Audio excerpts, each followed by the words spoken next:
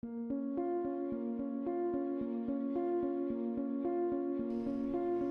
sat through 2 red stoplights at a very busy intersection in Phoenix, Arizona, while this little dog darted in and out of traffic. The reason no one helped him, no one stopped to pick him up, is because this is extremely common in my area. This is an every single day occurrence.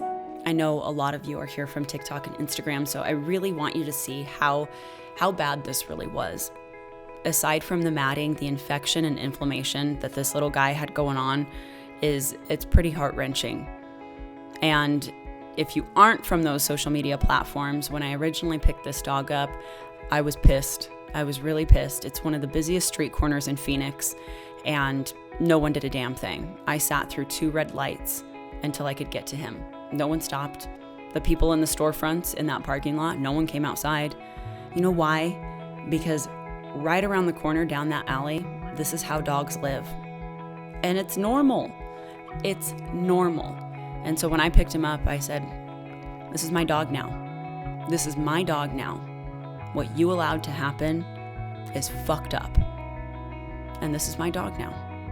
And God, so many people, probably about 25%, just came unglued because I said, I'm not looking for a microchip. I'm not going to scan for a microchip, waste my time. The dog's not even neutered. Are you kidding me?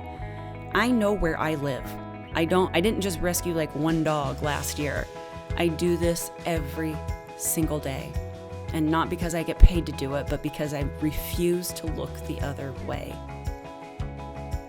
And anyway, so many people were upset about that. And they thought that, that this dog got away from its owners or it jumped out of the car on a vacation and it's just been on the run. He hasn't been on the run. We live in one of the busiest cities in the country. You don't go more than a couple feet without bumping into somebody. He hasn't just been on the run and no one found him. This dog lived like this. This was intentional. And it was intentional because they didn't do anything about it.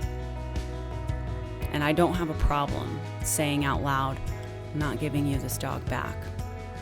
And I can promise you, those of you that are living in the land of delusion, the people that had this dog don't want him back. That's why nobody's looking for him. And if you feel that way, if you truly feel that way, you're more than welcome to look for the owners yourself. You can go through all the sites and platforms that people would post a lost dog on.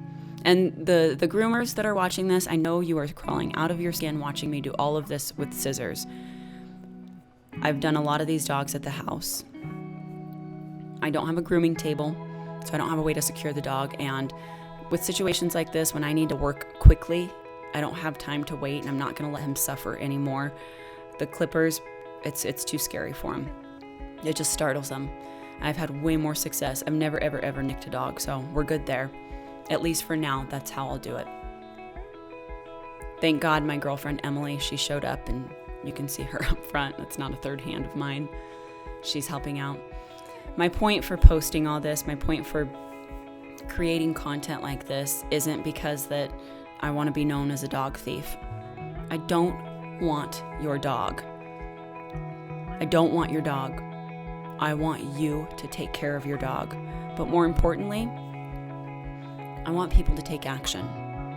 I want to lead by example. And I want people to understand that we all share this planet. It's everyone's responsibility to do something.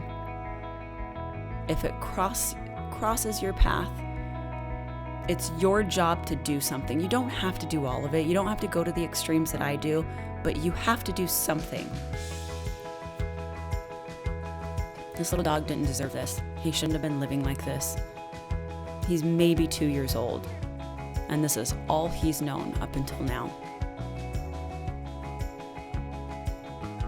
I just find that so many people fall back on this notion that it's not my job to do that. It's not mine to do, or you do it because you really like dogs, Coco. I had my neighbor, he saw me walking a new dog and he's like, oh, you just love rescuing those dogs, don't you? I just kind of smiled and didn't say anything because the truth is no, I'm really tired. I don't want to rescue all these dogs. But I'll be damned if I'm going to walk by a situation and look the other way.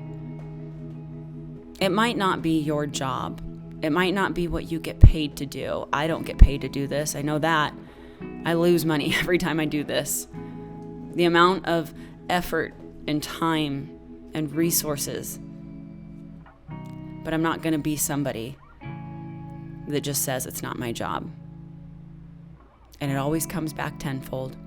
In my lifetime, I won't ever look back and think, I wish I would have just done a little bit more back then. Why didn't I help him? I could have done more. I won't ever feel like that. And the growth that comes from that, it's different over here. Life is different over here. When you live by emptying the bucket every single day, as Inky Johnson says, you don't leave anything left on the table. You give it all. Life is different, and it will bless you in ways that you couldn't possibly imagine. But you won't know until you do it. You can't listen to somebody talk about it and think, oh, sounds cool, but nah. You won't know until you experience it yourself. I have him in my leash foundation course. It took me half a day to teach him how to walk on a leash.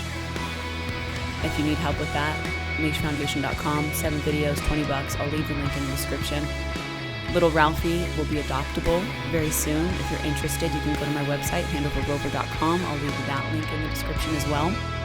And at the end of the day, the antidote for not getting upset about what someone else is doing or what they're not doing is to work your face off.